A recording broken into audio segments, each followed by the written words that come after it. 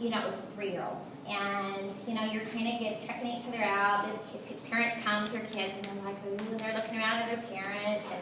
And you're kind of like, ooh, what's going on, you know, and what do they think about everything? Anyway, so I remember opening the door, and right there was this little preschooler, and he reached up and he grabbed my boobs, and he said, do you have milk in there? Oh, and I was like, like, seriously, what do you even say to that, you know? But I know, it's like, what? So you never know what kind of things are going to come out of your preschoolers now. And, or what kind of things they're going to share with their preschool teacher. We've heard lots of things. You don't even want to know. Like sometimes I'll see a dad when I go, I don't even want to know that your son just told me that. You know? But as I was thinking today and preparing for today, I was like, God, what do you really have for these women? I just want to first say, it was so fun to be in here, because usually I'm with the little ones, you know, and it's like, you know, you're the nurturer, you're the one that's kind of teaching and guiding and directing, and to see you guys in here, and I can just tell your love that you have for your children, the love that you have for each other, and it's really fun and exciting to get to be a part of being in here with you today. This morning, I know I went into the classroom, and there was a baby, I got to hold the baby, and I was just like, wow, it's been a long time since I've been able to hold a little infant, and just that love and that specialization snuggle up by you. And I was just thinking how it reminded me of how God feels towards you as His daughters and as women who have a heart for their preschoolers. And so we're going to talk about that today. The first verse I want to share is in Matthew 19, and it says, "Let the little children come to me, because the kingdom of heaven belongs to such as these." And as I was kind of thinking about that, I was thinking, you know, the heart of a preschooler, they're so tender, and they desire so much to know God. And even if they've never heard too much about God when they come into class, it's like they automatically know that they have a soul and that God is there. And they just simply, by simple faith, they just go, oh, God loves me. And I remember when Bazin was in my class, she was just, you know, one of those that just has all this energy. And she was sitting there, and there was a little boy in the class that just said, I hate God. And Bazin just opened up her arms and opened up her legs, you know, because that's what they do. And just was like, oh, I love God. And then all of the little ones just started saying, oh, I love God. And it was just amazing to see how at such a young age that even in the midst of, you know, a battle, that there was this little one that just said, oh, I love God, because they love God. And I think sometimes as moms, we're like, how do we navigate that? How do we talk to our preschoolers about the Word? And how do we convey to them what His heart is? And some of us might even feel like we not even know God that well, and we don't really know even where to begin to navigate that. Beth Miller, who is our assistant teacher, she was telling me yesterday, she said that she got a text from a parent that we had last year. And the parent, the little boy, you know, was kind of a struggle last year. Let me tell you, we brought out all of the, you know, things that we know about preschoolers to deal with him. And it was difficult. But, you know, we loved him, we were consistent with him. And anyway, so she sent her a text this week, and she said, she goes, my little guy, he's in kindergarten, she goes, he keeps asking me about God. And he keeps saying, you know, Mommy, what about this? And what about that? And she says, so she texted us, she goes, you know, I don't even know what to say to him. I don't even know how to navigate these questions he has. And so I thought, you know, some of us might feel that way today. And so we're going to talk. I just feel like God really wanted to talk about your mother's heart. You know, where is your heart? And so we're going to talk a little bit about that before we go into, like, you know, preschool stuff. I remember when I was 5 years old, there was a speaker at our church, and I don't even know what he talked about, but I remember as 5 years, you know, 5, sitting there knowing that I was separated from God. I knew that. I knew that God was holy. I knew that I had sin in my heart. And you say, a 5-year-old has sin? Yeah, I knew I had sin in my heart. And I knew that I couldn't have a relationship with God without asking forgiveness. And so I remember the pastor said, you know, come up and pray. And so I was just like, oh, I gotta go there, you know. And I remember going up there, it's just a little 5-year-old, and asking Jesus to forgive my sins, to come in, and to make me new. And I remember as 5 years old, I remember that it was like I became this new person, and I was 5. And so, I'm sorry, I haven't had much sleep, so I might get emotional. It's just ridiculous. But anyways, I'm sorry. And so, you know, as I became this new person, it was like my life changed that day. It really did. It changed. Now, was it perfect? Did I never sin again? No, I did. Was there lots of hard things in my life that I went through? Absolutely. But I know that right there, when I was 5, that Jesus changed me on the inside. And so as I was thinking about you guys, I thought, man, no, I love preschoolers, but I love you guys too. And God's love for you is pretty intense. I was thinking, you know, what are some things that, as a preschool mom, what are some things, or as women that we feel? And I thought one of them is the fact that the enemy of our souls, he whispers to us, you're alone. And he says, you know, you're alone in your marriage. You're alone raising these kids. You're alone even if you're in a room of women. You still feel alone in your heart. And I just want to encourage you today that you're not alone, that Jesus is there. And as you acknowledge him, and as you spend time in his word and get to know him, then he's the one that fills our souls. There's an awesome Bible verse I have to read to you guys. And these are called my granny glasses, because in preschool, you know, I'm older now, and I can't really see very well. And so I get my granny glasses, and the kids, you know, they help remind me if I forget. They're like, Mrs. Kim, get your granny glasses on. So here comes my granny glasses. And I hate it, but it's just life, you know. In Isaiah 41:10, it says, don't panic. I'm with you. There's no need to fear, for I'm your God. I will give you strength. I'll help you. I'll hold you steady, keeping a firm grip on you. You know, there's one thing that the enemy wants to whisper to us, is that we're just in it alone, like I said. And yet God is just the opposite of that. He's the lover of our soul. He's the one that gives us the strength that we need. He's the one that knows the depths of our heart. And some of you might be here going, okay, I'm here.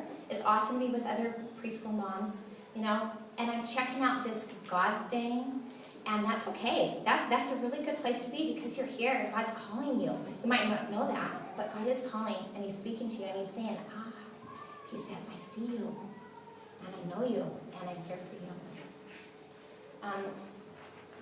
You know, I think sometimes as we're like, okay, I want to share, you know, just like Beth was saying, what do I, you know, this mom called or text me, they don't call really anymore, but text me and said, you know, what do I do?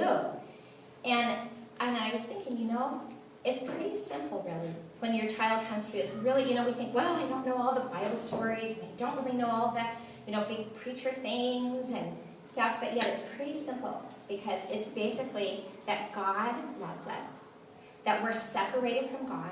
And this is what you can just tell your children. We're separated from God because God is holy. We're not holy. And that as we believe and we ask him to forgive our sins, it's that simple. He forgives us and he changes us.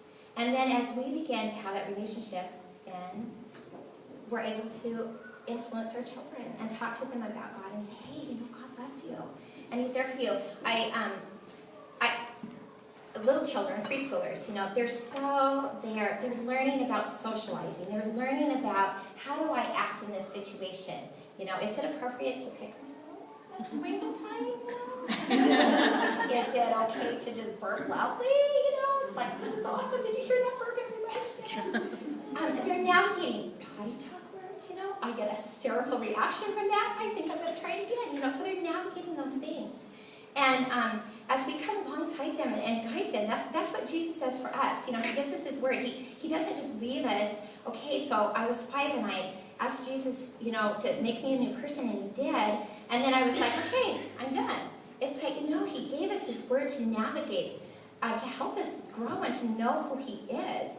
And same thing as we help our children, you know, as we come alongside them and say, you know, is it good to pick our nose? Of course, you know what? I don't really have to say it because other kids go, gross, that was disgusting. But as they start to learn, you know, what is socially acceptable, it's the same way God, he takes His word, he doesn't teach us what's socially acceptable, but he teaches us how he feels about us, so that we can, live this life in a way that's different from other people.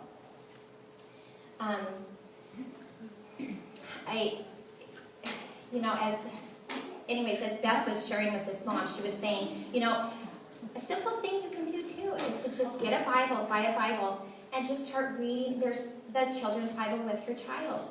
And the mom was like, I didn't even think about that, And she's like, I'm going to go get one. Where do I get one? Can I go to Walmart and get one? And Beth's like, yeah, you can. You can go to Walmart and get one.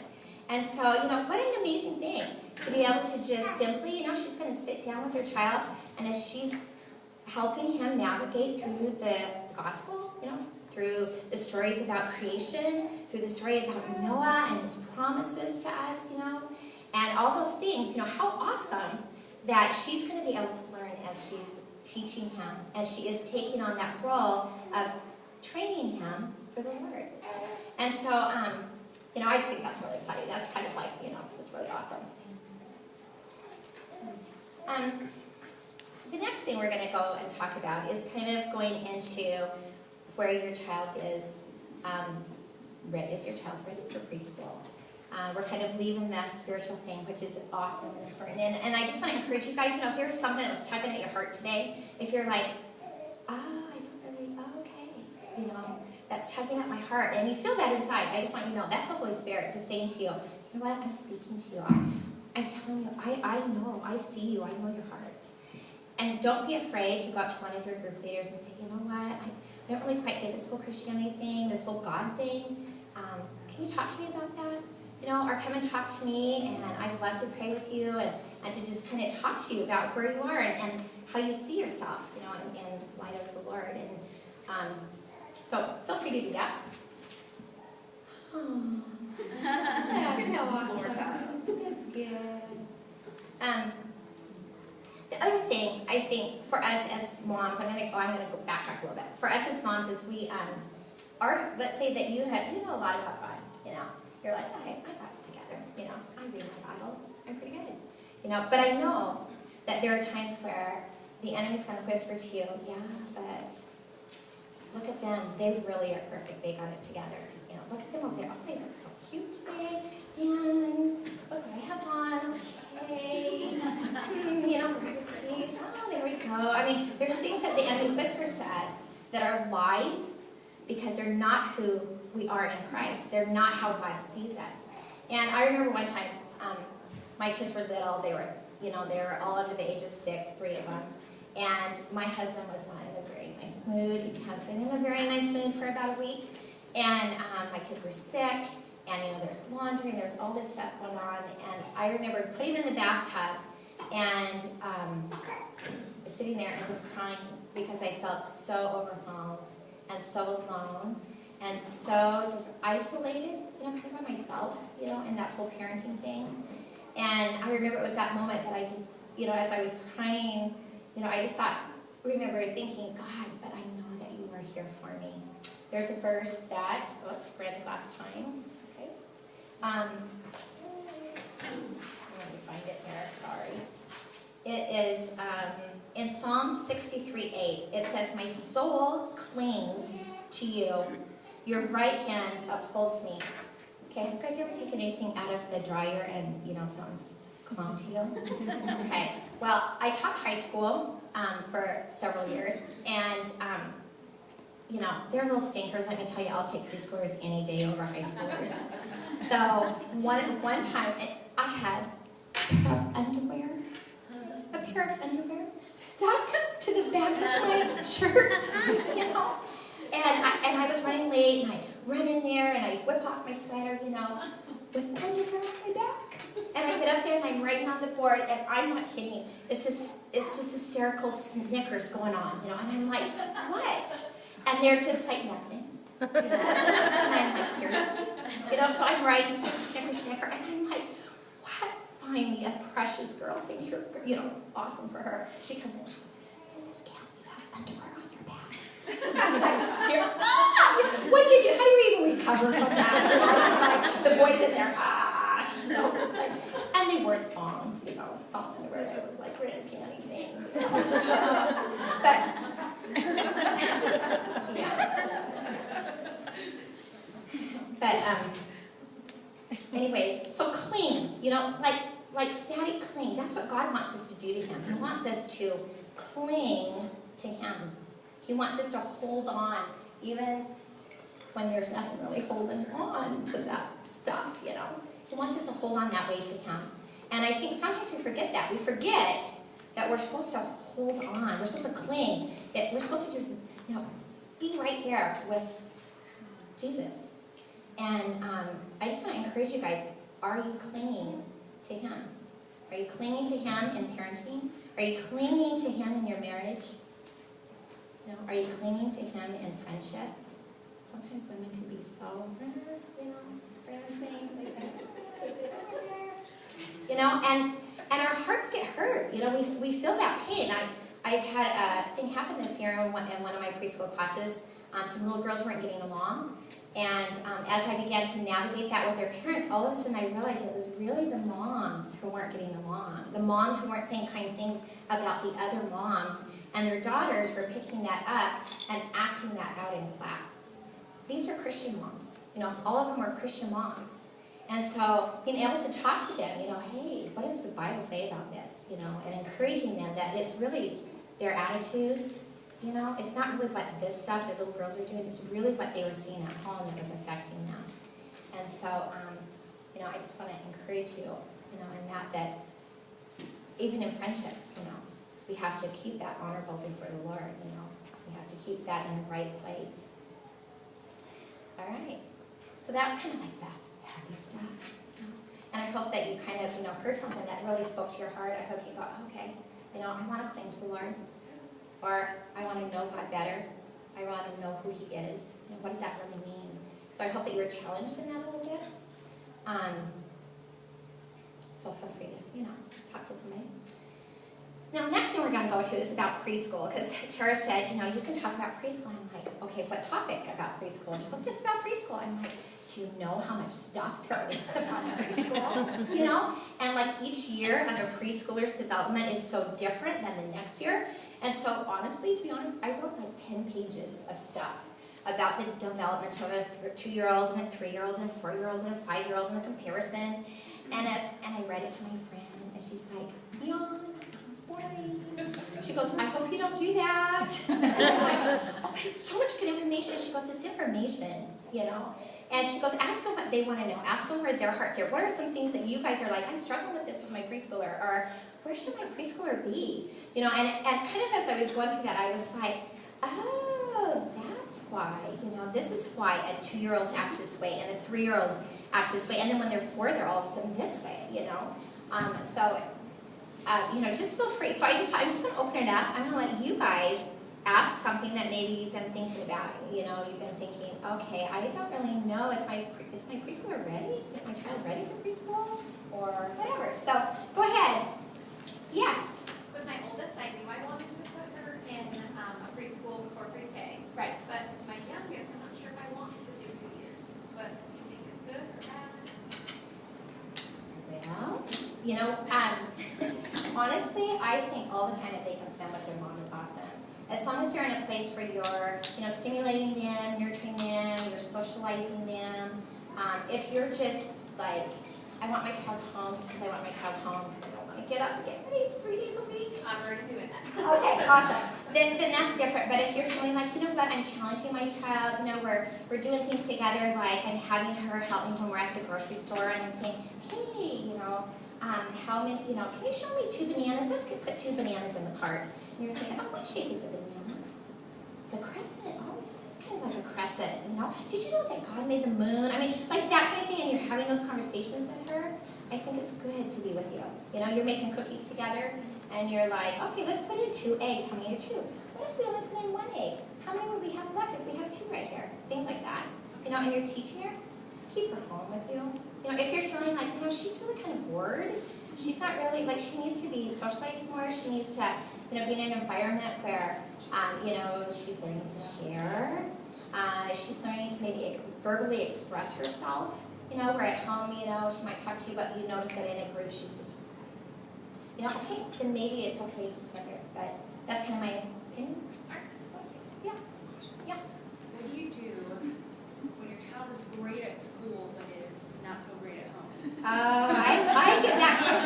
so amazing to me. It's like, we have them at school, and they follow the rules, you know, and they walk out the door, and I'm like, where did that child go? You know, all of a sudden the thumb goes in the mouth, or the tap, no, I'm not. And I'm like, we've never seen that before, you know. You know what? They do that because they know that they can trust you and that you love them. And I know that's not a really great thing, but that really is the bottom line. It's because at school, especially if it's after school, it's like at school, you know, they maintain and they've got this little preschooler, you know, my little 3-year-old class, I'm doing really good. And, you know, they have to navigate and do transitions all day. And then they're with mom, and all of a sudden it's just like, whoa, you know, I can just let it all go.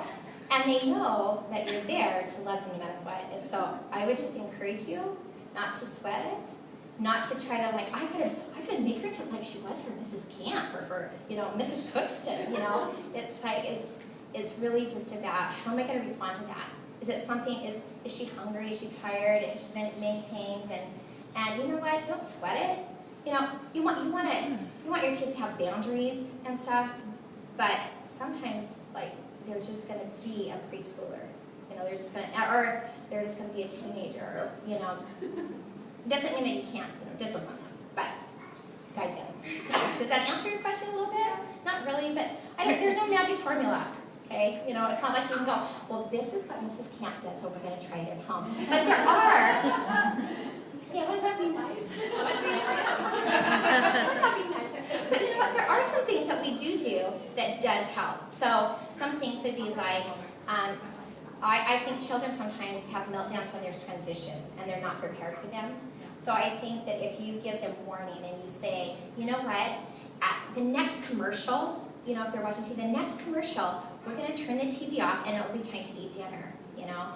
And then the next commercial comes, and you say, oh, look, it's the next commercial. It's time to eat dinner. And they're like, no, but I want it. I just say, oh, remember what we said? Remember?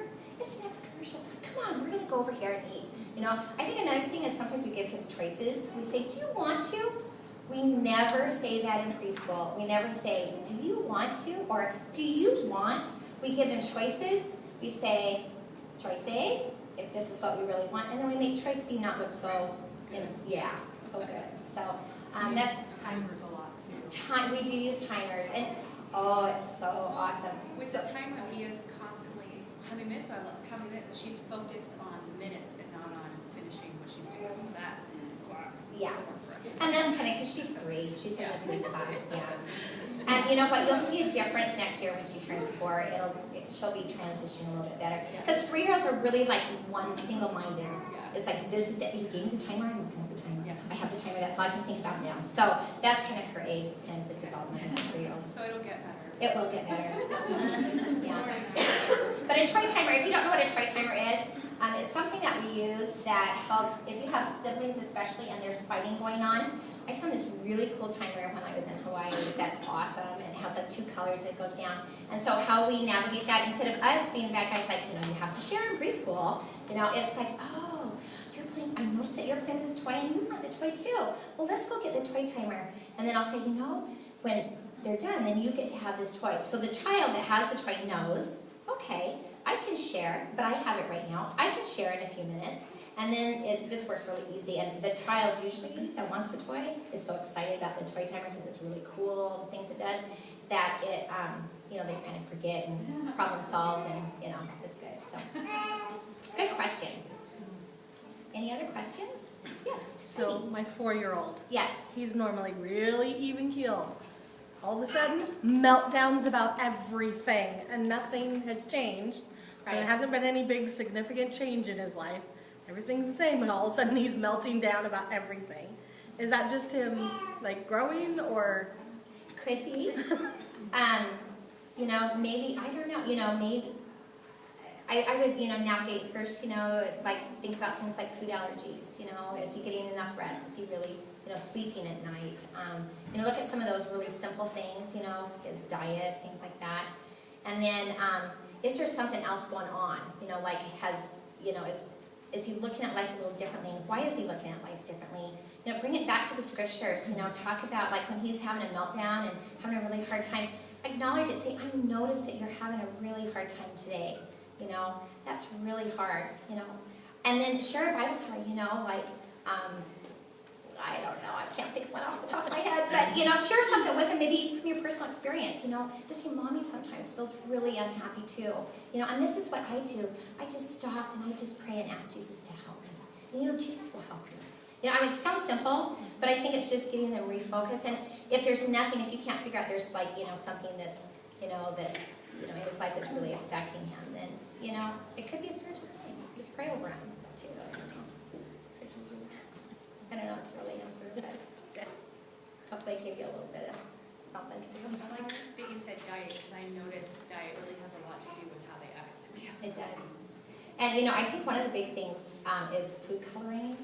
I encourage my moms, like, usually in the month of February, we didn't do it this year because I broke my arm earlier and life has just been a little different for the last couple months. But I usually give this thing to all the moms and it talks about diet and stuff. And one of the big things is food coloring. It affects children in such a vast way, and their minds, you know, their thinking process and everything. And so, you know, there's a lot of research you can look online about, but you should look into food colorings and dyes because it does.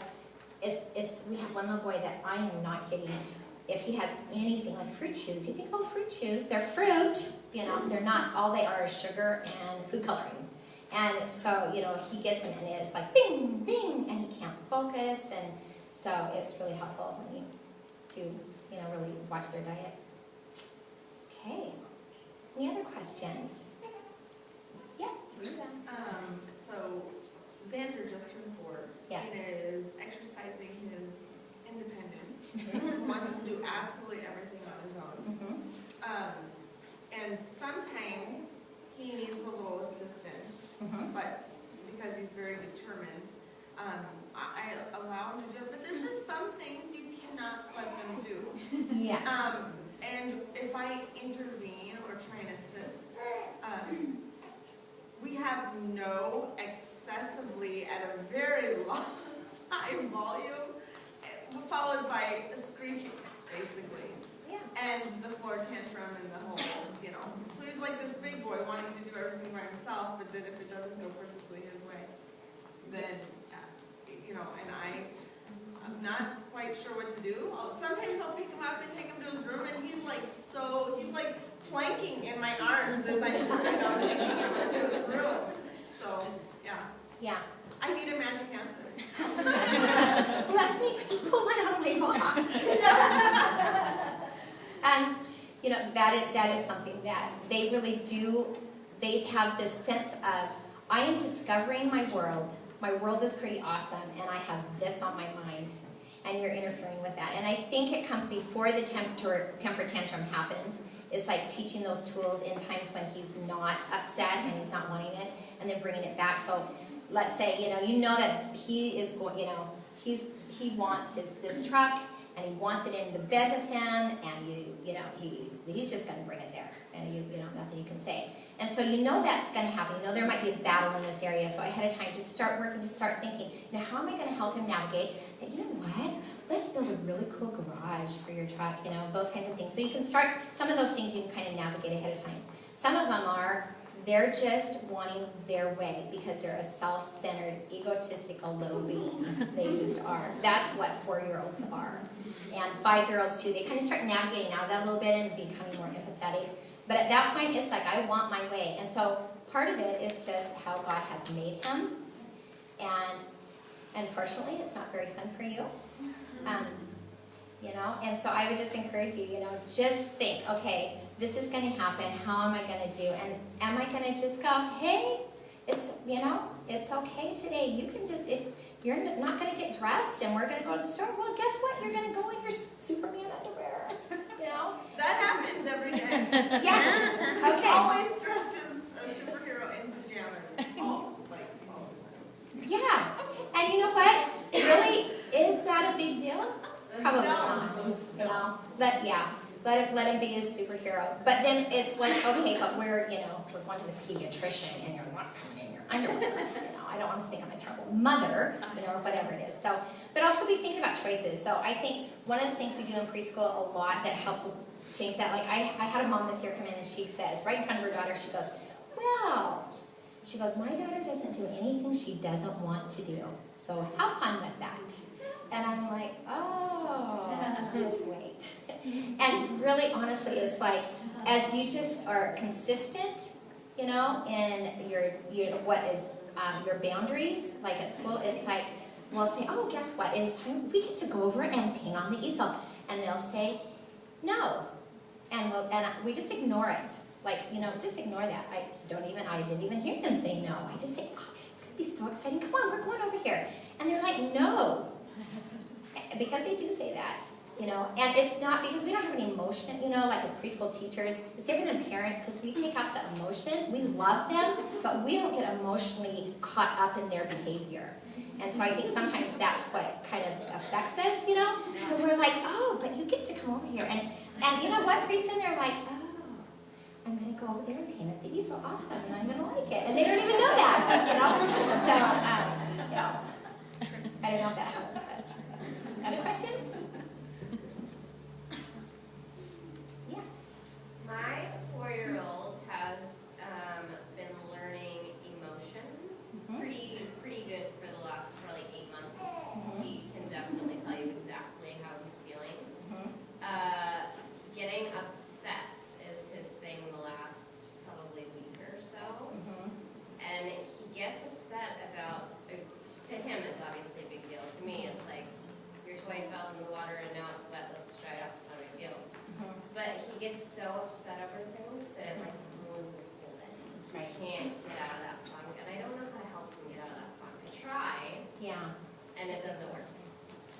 I think validating what he's feeling upset about, because it's not really a big deal to you, but saying, oh, and I like to use the word I notice, like when when you're dealing with a child that's being upset, you use I notice. And you say, I noticed that you're really upset that your car fell in the water.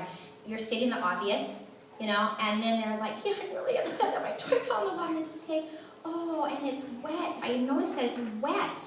And then they'll go, yeah, it's wet. And then they'll say, oh, do you think that we could get something to dry it off? You know, like turn around so that you're validating, you know, how they're feeling. And then you're like helping them come up with a solution. They're like, I don't want to dry it off, you know. And you say, oh, well, then we could just keep it wet. You know, like that kind of a thing. And then they're like, maybe I want to dry it off. So, like, that kind of stuff is kind of what, you know, I think kind of helps them. Another thing, and younger ones, if we have 2-year-olds that throw those loud temper tantrums, and you're like, I get, you know, what? You know, you want to raise your voice, and this is going to sound really crazy, but this is what the experts say, is that you raise your voice to their level and repeat it back. So if they're saying, I really want that doll, then you raise your voice to their level. Don't just say, I know you want that doll. Raise it, say, you really want that doll, at the same level. And it sounds a little crazy, but you know what? All of a sudden they're like, she heard what I said, you know? And they're going to go, yeah, I really want that doll. And it just kind of helps de-escalate that. So, especially in those earlier, you know, 2-3-year-old stage, just bring your voice right up there. We had one in our preschool that had a lot of meltdowns and cried quite a bit and had this really high-pitched voice. And so I warned my helper. I said, just, you know, I'm just going to warn you today. I'm going to do this really rude thing, you know. And so as throughout the whole day, I just, every time her voice would come up, my voice would come up and match her in the exact same tone.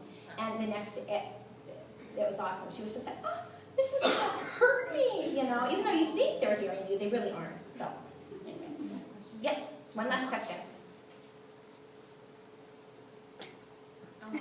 Yes, okay. So Cohen is 2, he'll be 3 in November. He always wants to stay with Leah at preschool. Like, I think that he'd be ready for it, but he has no desire to potty training whatsoever. Like, any advice, like, I don't know. I just don't know what to do. Okay, so my advice for potty training is you start really young. I know it's not really the going philosophy, and I know you're right there now, so it's like, okay. But we tried everything, and yeah, it's no, like he freaks out, and he doesn't want to sit so now it's become an issue. Yeah. So now it's a battle, and it's probably a battle of your wills a little bit. And you know? I'm not going to deal with this now, so yeah. I don't know what to do. So don't worry about it, you know, it's still a long ways to 3's class, and take little steps, you know, and if you all of a sudden he's still just like absolutely not, and he's just set his little thing in, you know, don't push. You know, I'm not a really big fan of like sticker charts, like awards. If you do this, if you clean your room, you get a sticker. But for potty training, I think it's kind of a great thing, you know, setting little goals and saying, you know what, remember those superhero underwear that you love? Should we go to the store and get some? And then let him pick them See, I out. tried that. Okay. We have like a gazillion pairs of underwear. Darn it. I don't know, just hang in there. Well, I do know that no kid goes to kindergarten usually in diapers. So it really, they all But are it hurts just, me because he so desperately wants to go to school, so I try to use that as a, hey, if you go potty, in the big boy potty, then I can sign you up for school, or we can talk about signing you up. and he probably just doesn't get it. Yeah. That doesn't really compute Well, to him. he probably repeats it too back, much. like, Yeah. walking in, and I drop Lee off, he goes, when I go pee-pee, I can go too, and I'm like, then just do Yes. it. Yeah. Maybe we'll try the sticker shirt. Yeah, and every month in a development of a child, they change. So just because he isn't now doesn't mean in 6 months he's not gonna, or in 1 year he's not going to. So don't sweat it. They all get potty trained. Okay, thank you, ladies. I hope this is helpful. And just a little plug quick. Our preschool is open for registration, and we do have only one spot left. Well, no, not anymore. We're full in our morning pre-K class, and the other classes are filling up. So if you're interested, there's information in the office.